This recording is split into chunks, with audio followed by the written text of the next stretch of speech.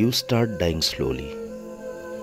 Pablo নেৰুদাৰ এটি বিখ্যাত কবিতাৰ অসমীয়া ভাষান্তৰ কৰিছিল ঈশানজ্যোতি বৰাই।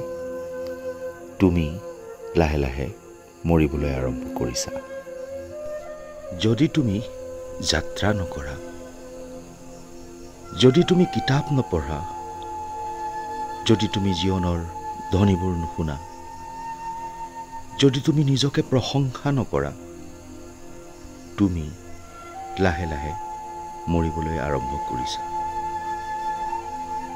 যেতিয়া তুমি তোমাৰ আত্মমৰ্যাদাক হত্যা কৰা, যেতিয়া তুমি আনৰ সহায় ল'বলৈ নিবিচৰা, তুমি লাহে লাহে মৰিবলৈ আৰম্ভ কৰিছা।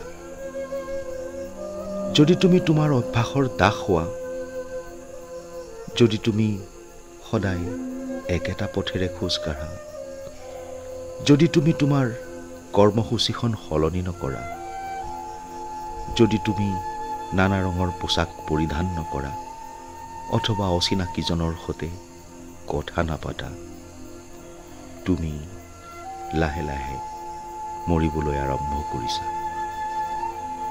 চকুত চমকনি তোলা আৰু হৃদয়ৰ দ্ৰুততৰ কৰি তোলা আহ্বানৰ প্ৰতি যদি তুমি বিভোৰ নোহোৱা, অক্লান্ত সেই অনুভূতিবোৰ আওকাণ কৰি চলা, তুমি লাহে লাহে মৰিবলৈ আৰম্ভ কৰিছা।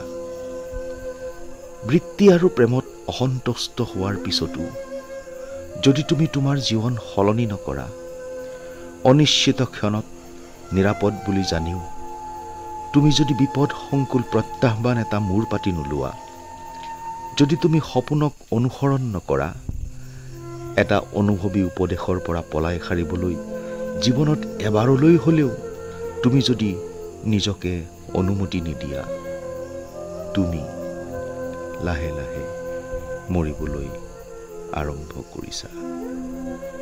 তুমি লাহে লাহে মৰিবলৈ আৰম্ভ কৰিছা।